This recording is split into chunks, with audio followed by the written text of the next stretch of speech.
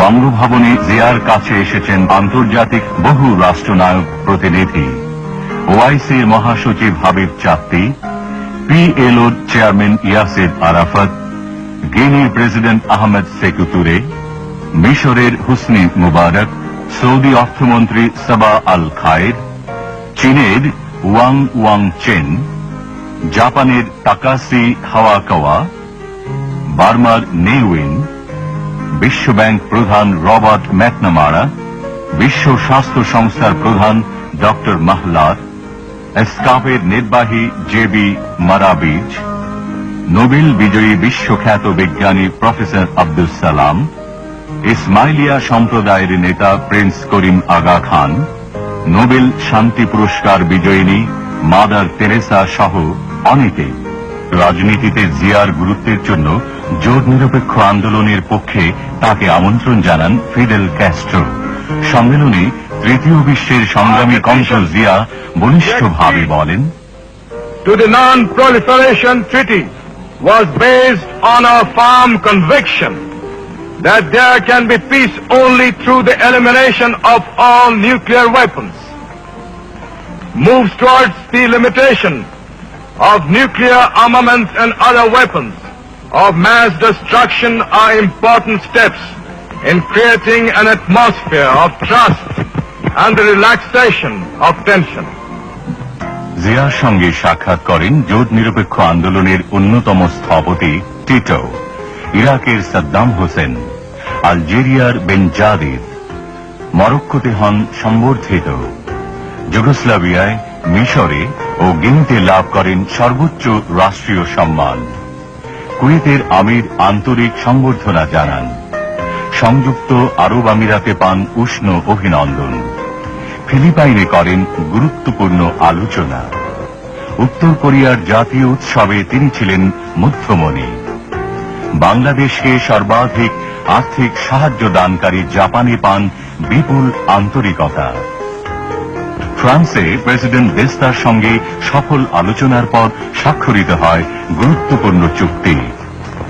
নিরাপত্তা পরিষদে জাপানকে হারিয়ে বাংলাদেশ লাভ করে আসন। জাতিসংঘে এক স্মরণীয় বক্তৃতায় তিনি বলেন, Special efforts must be made to develop the resources of such countries so as to reduce their vulnerability to external pressure and manipulation. Above all, it is essential that such countries should be allowed to build their own future without outside interference or intervention. মার্কিন president Jimmy কার্টারের আমন্ত্রণে white হাউসে হন সংবর্ধিত। জিয়ার উদ্দেশ্যে president Carter বলেন, জিয়াউর রহমান বাংলাদেশের সর্বোত্তম president. Tremendous progress has been made under his leadership and with the courage and determination of the people of this great country. Xiao জবাবে ধন্যবাদ জানান। It has been a great honor for me and my delegation to have the opportunity to meet you at a time when you are so very busy for the election. New ইয়র্কের mayor জিয়াকে নগরীর চাবি দেন উপহার।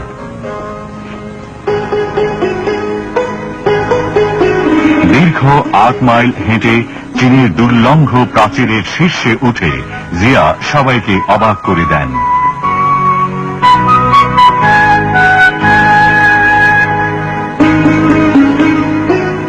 পরে great হলে chairman হুয়া quo ফেংয়ের সঙ্গে করেন ফলপ্রসূ আলোচনা।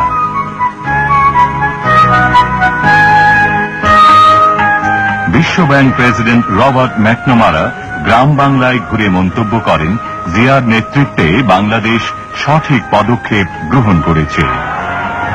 গ্রাম বাংলার কোটি কোটি রুগ্ন জীর্ণ মানুষকে স্বাবলম্বী করার জন্য খাদ্য উৎপাদন দ্বিগুণ করা, নিরক্ষরতা দূরীকরণ, পরিবার পরিকল্পনা ও জনসংখ্যা নিয়ন্ত্রণ করা, আইন শৃঙ্খলা রক্ষার নীতি নিয়ে জিয়া ঘোষণা করেন তার স্মরণীয় গ্রাম সরকার নীতিমালা। 9 কোটি মানুষকে সংগঠন করতে হবে। সেই সংগঠন আমরা করছি স্বনির্ভর গ্রাম সরকারের মাধ্যমে। এটা হলো 1 নম্বর। এবং এই স্বনির্ভর গ্রাম সরকারকে খুব শক্তিশালী করে, পাথরের মতো শক্তিশালী করে, বিদ্যুতের মতো চমকপ্রদ করে, সংগঠিত করে আমাদের সমস্যার সমাধান করতে হবে। আমাদের দেশের গ্রামের আসল নেতৃত্ব স্বনির্ভর গ্রাম সরকারের হাতে তুলে দিতে হবে। আমাদের দেশের আসল ক্ষমতা স্বনির্ভর গ্রাম সরকারের হাতে তুলে দিতে হবে। ইন্নাল্লাহ লা ইউগাইরু মা বিকওমি হাত্তা ইউগাইরু ওয়া মা বিআনফুসিহিম। এর অর্থ হল যে জাতি তাদের ভাগ্য উন্নয়নের জন্য নিজেরা নিজ হাতে চেষ্টা করে না, আল্লাহ তাআলা তাদেরকে সাহায্য করেন না। নদীমাতৃক বাংলাদেশের অর্থনীতিকে সমৃদ্ধ করার দূরদর্শী লক্ষ্যে জিয়ার চিন্তায় আসে নদী গবেষণা ইনস্টিটিউট। কৃষি, পানি ও সেচ সমস্যার সমাধানে তিনি ভারতীয় মন্ত্রীর কাছে পানির ন্যায্য হিস্সা দাবি করেন।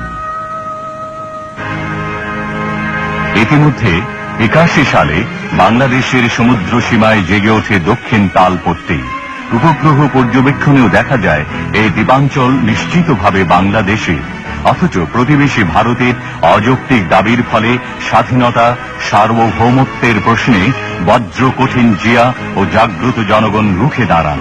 সীমান্তে উত্তেজনায় সতর্ক হয় দেশ রক্ষায় নিযুক্ত বাংলাদেশের অতন্দ্র প্রহরী।